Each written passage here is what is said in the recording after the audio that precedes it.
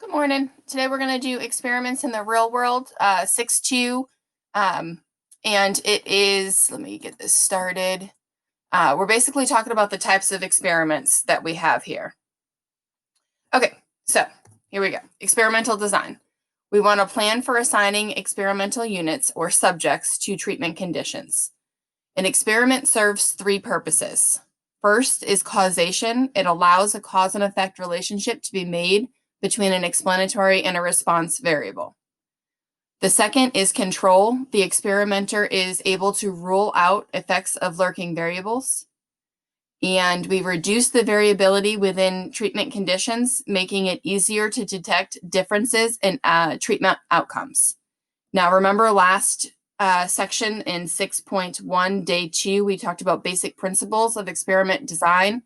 We had control, randomize, and replication. These are different than our three purposes. Now, control is listed twice, I know, and it makes it a little bit confusing, but make sure you have these in your notes as separate. There are three purposes: the causation, the control, and the variability. That's why we do an experiment. And then there are three principles. This is what we do while we're trying to set up the experiment. We still need to have that level of control. We need to make sure we randomize, and we need to make sure that we can replicate the experiment. Okay, so today's lesson primarily focuses on the three types of experimental design. The first one is a completely randomized design. The second is a randomized block design. And the third is a matched pairs design. So let's get into these a little more closely. The first one is a completely randomized design, aka also known as randomized comparative design. This is the simplest experimental design, and subjects are randomly assigned to treatments. It relies on randomization to control the effects of lurking variables. The experimenters assume that they will affect all treatment groups equally. Okay, so for example, one explanatory variable. Let's design an experiment to test the flu vaccine. So the explanatory variable is my flu shot. The response variable is the number of cases of flu. I take my subjects and I randomly split them. That split is really important. I have to randomly split them into the control group and the treatment group. I am going to give 500 the flu vaccine and 515 the fake shot. They're going to get a shot with no actual flu vaccine in them. And then I'm going to compare the number of cases of flu. Oops. So again, this split right here, I take all of my subjects and I split them directly into the treatment and the control. This split must be done randomly. This is my explanatory variable right here, the flu shot, and then my response variable is how many cases of flu we get. We can do the same thing with multiple explanatory variables. So let's test what condition gets closed the cleanest. So let's look at this and see. The variable A is going to be the soap. We can have Tide, Gain, and Ivory. I just picked 3 soaps. Variable B is the water temperature. Excuse me. Oh, excuse me. I just sneezed. Okay, so we can have hot, warm, or cold. So there are 9 treatments in this. There are 9 treatments in this experiment. So there's 2 explanatory variables, the soap and the water temperature. There are 9 treatments to apply, and then the response variable would be how clean the clothes are. So what I would do is I would randomly split the clothes into the 9 treatments. And let's see if I can write this down. Okay, so I'm going to take my clothes and I'm going to randomly split. So the clothes get split into treatment 1, treatment 2, treatment 3, treatment 4, and so on and so forth. And then I come over here and I look to see how clean the clothes are. Okay, so they're subjects, my clothes are directly split into my 9 treatments, and we look and see what whether or not the clothes get clean. Okay, a block is a group of subjects that is known before the experiment to be similar in some way that's expected to affect the response to the treatment. So for example, in my clothes experiment, I know that lights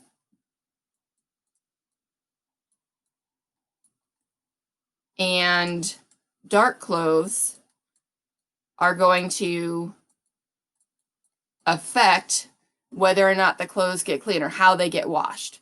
So I might take my clothes and decide to split them on this blocking principle. So my block is the lights and the dark clothes. And then I'm going to take the light clothes and split them into all the treatments. So treatment 1, treatment 2, treatment 3, etc., all the way through 9. And then I'm going to take the darks and I'm going to put them in treatment 1, treatment 2, treatment 3, treatment 4, blah, blah, blah, blah, all the way till I get to 9. And then I'm going to come back and look and see how clean the clothes got. And then I'm going to come back over here and look and see the clothes got. And then I can come back over here and compare how clean the clothes got compared to the light clothes versus the dark clothes. Were the same treatments effective for both, or was there a different treatment that worked for the light clothes versus the dark clothes? Oops, hold on a second. I gotta erase what I wrote. How do I erase? Let's see. Erase all ink on the slide. Okay. Here we go. So variability within the blocks should be less than variability between the blocks. Blocks do not overlap, just like strata.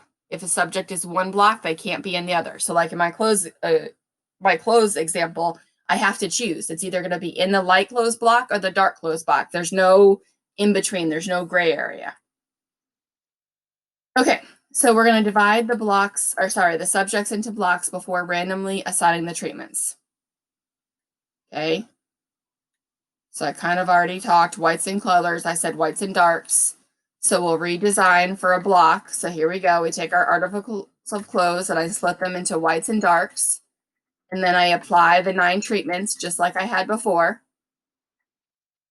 Okay, here's another example.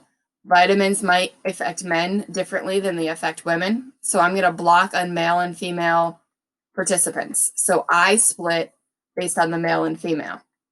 And then I split randomly into the treatment and control group. So there's a treatment and control for the male block, and there's a treatment and control for the female block. And then I compare the results. Were the vitamins or was the placebo more effective? Okay, a matched pairs design is a special case of the randomized block design. Were used when an experiment has 2 treatment conditions and the subjects can be grouped into pairs based on some blocking principle. Oh, and into the Mozart because we had to skip that because of COVID. Okay, so here, example, the vaccine. So if I take a pair of, let's say, identical twins, and I pair them off, and I give one twin the placebo and one twin the vaccine. One twin the placebo and one twin the vaccine. One brother the placebo and one brother the vaccine, etc., etc., etc., until I get to 400 pairs. So now I have 400 people taking the placebo vaccine and 400 people taking the vaccine, but I minimize the lurking variables even more because identical twins most likely live in the same house. So, and they have the same DNA. So was the treatment more effective or was the placebo more effective? I minimize the lurking variables that could be affecting the groups. Okay, so what type of experimental design? What are the effects of repeating exposure on an advertising message? The answer may depend on both length of the ad and how often it was repeated. An experiment investigated this question using undergrad students as subjects. All subjects viewed a 40-minute television program that included ads for a digital camera.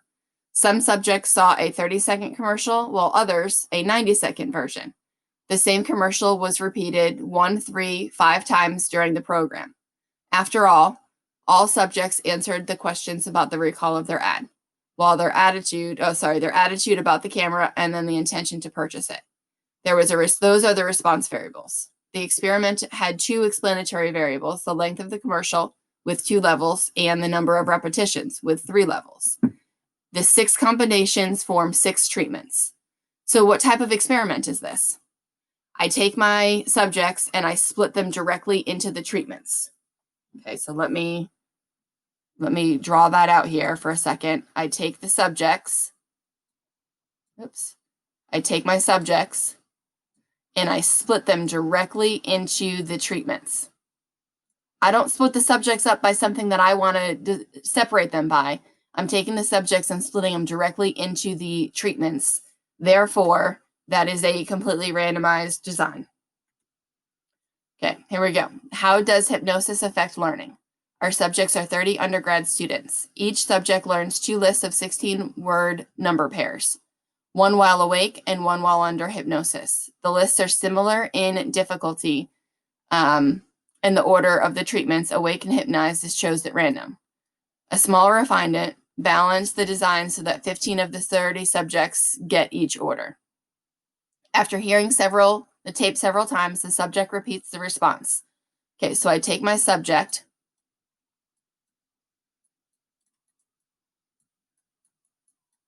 and the subject is the same for both hypnosis and while awake.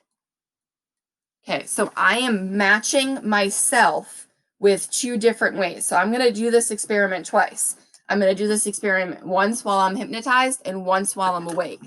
So I'm not splitting the group of subjects into different designs. I'm taking the same subject and applying both treatments to them. That's an example of a matched pairs design. Okay, in an effort to eat more healthfully, an increased number of consumers are consuming more fish, such as tuna and salmon. While much of the tuna catch comes from the sea, there's another source, commercial tuna farms. The industry is interested in conducting an experiment to see if they can increase the size of their product by changing the salt in the tank, the nutrient level of the food.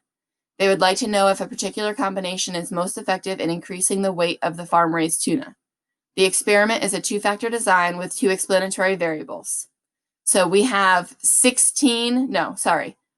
8 treatment groups available. Let's see, and tuna have been randomly assigned to the tanks. So here we go. I'm going to take my tanks, and I want to get a different color. I didn't like the yellow from last time. Here we go.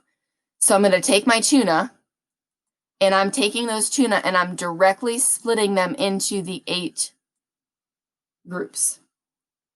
Okay, so let me give you an example here. If I take the tuna, and I split them into blue tuna, and what's another kind of tuna? Bluefin tuna, and I'm going to make this up. I have no idea if this exists or not. King tuna. And then I split the blue tuna into the 8 different groups, and I split the king tuna into 8 different groups. Okay, so I've got 1, 2, 3, 4, 5, 6, 7, 8. I just didn't write it all down. So look at these 2 things. I take the tuna and I split them directly into the treatment groups. This is a completely randomized design. Completely randomized design. Here, I block the tuna on what kind of tuna they are. I've decided that I've got 2 different kinds of tuna. This is a block. Okay? And then I take each block and split them into the 8 designs. This is a block design experiment. Okay, do you guys see the difference? I add this extra layer of separation, and then from that separation, move into the treatments. So I need to decide if that's what's happening here, if I have a block design or if I have a completely random design. So there's 8 different treatment groups, and I'm randomly assigning the tanks. There's 16 tanks available, so I could do a block design, but let's see, what are we doing here? But I don't. I'm not separating these. There's just 2, what are we using? 2 tanks for each treatment group. They're not separating them into a block design. They're just running the experiment twice. So that makes this a completely randomized design. Okay, an educational psychiatrist wants to test 2 different methods to compare their effectiveness in increasing memorization skills. There's 120 subjects available, aging in range from 18 to 71. The psychologist is concerned that the difference in memorization availability due to age will mask or confound the difference in the two methods. So this experiment, the block subjects on age, oldest and then youngest. Okay.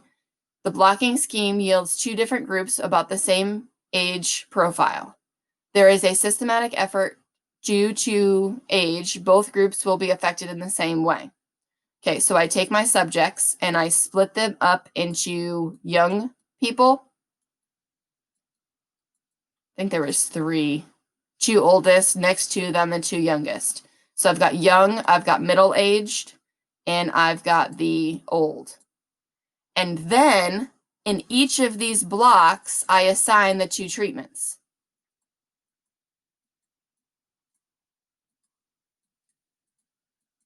Oops, 1 and 2.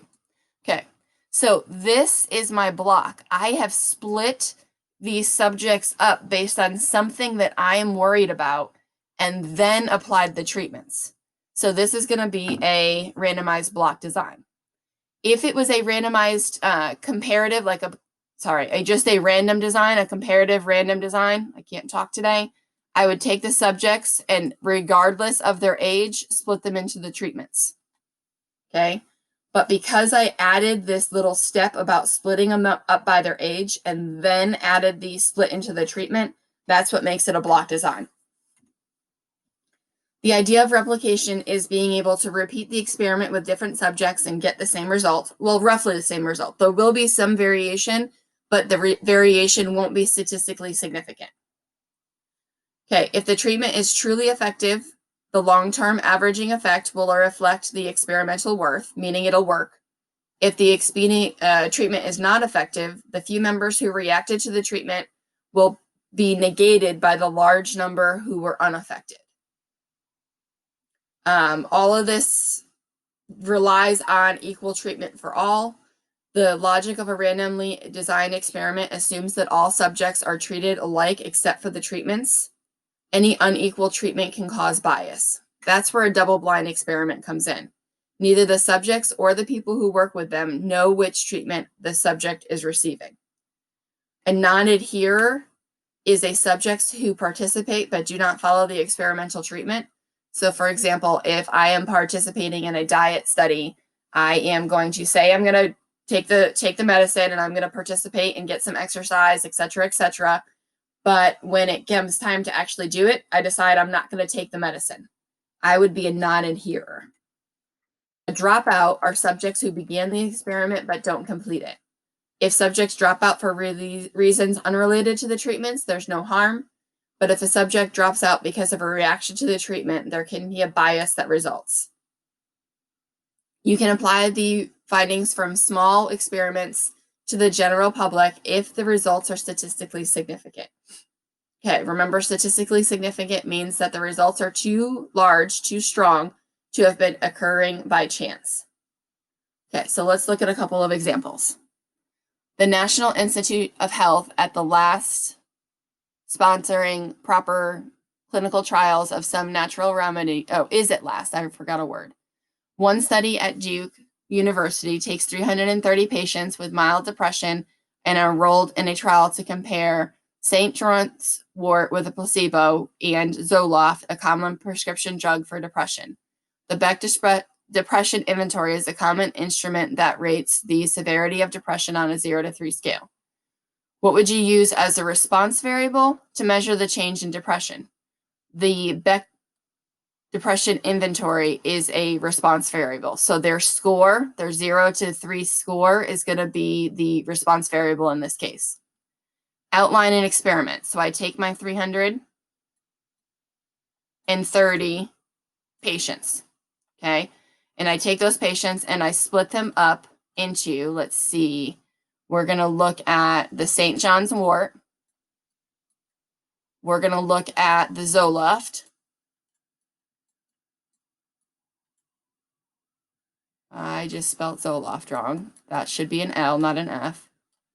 Okay, the Zoloft, and then we're going to have a placebo.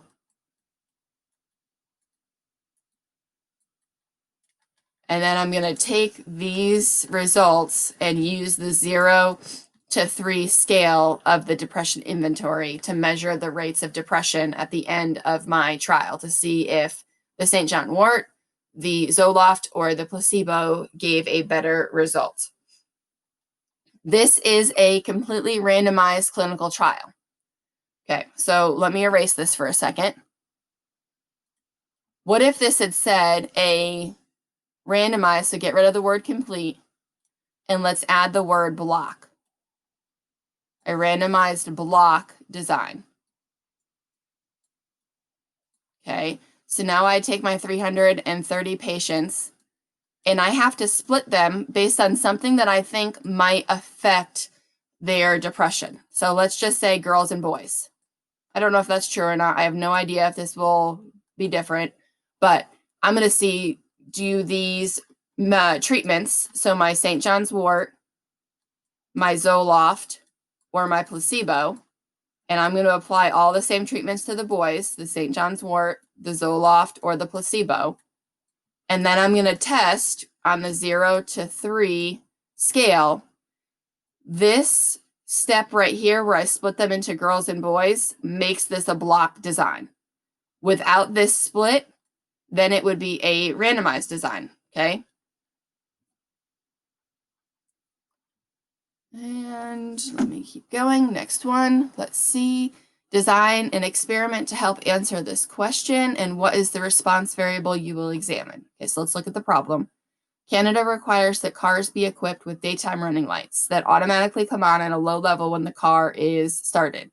Some manufacturers are now equipping cars sold in the US with running lights.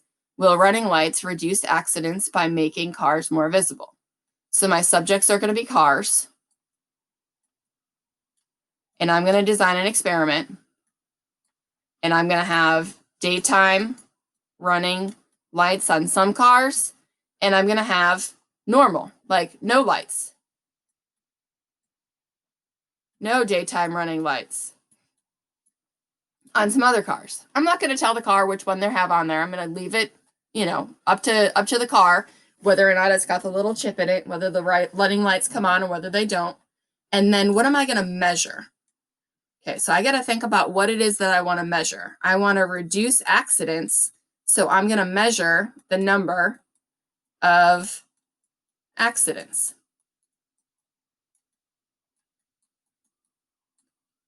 Okay, so I'm going to measure the number of accidents to see if this made a difference.